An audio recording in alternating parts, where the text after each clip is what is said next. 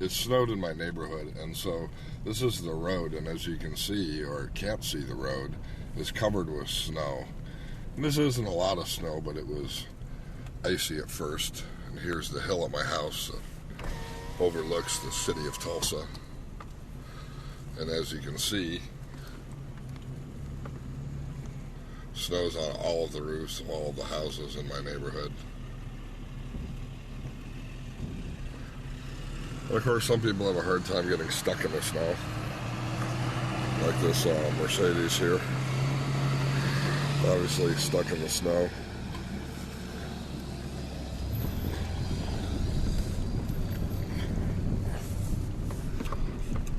Stuck in that neighborhood.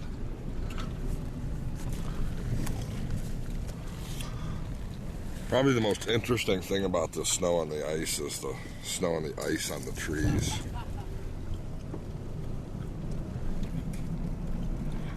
All the ice on all of the trees. And for most people watching this video, it's probably kind of boring because you've lived in climates where there's snow. But imagine if you had no frame of reference. If you'd never seen snow or experienced snow or been in the snow before or the ice.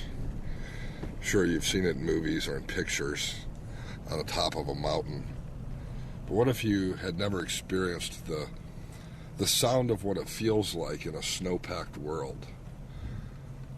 It's interesting when you're outside and you speak in the snow, how the sound seems muffled and muted by the snow that insulates everything around us.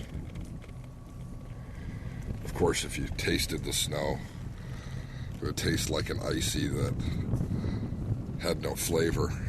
I suppose like raw hello. And the touch, cold to the fingers. But it's an interesting cold. It seems to be cold all around us, even inside. And the sight of snow. For someone who's never experienced snow before, they probably wouldn't recognize each individual snowflake, seeing it instead as one continuous sea of white. But unlike the sea, which is continuous, each flake is individual and separated from its trillion brothers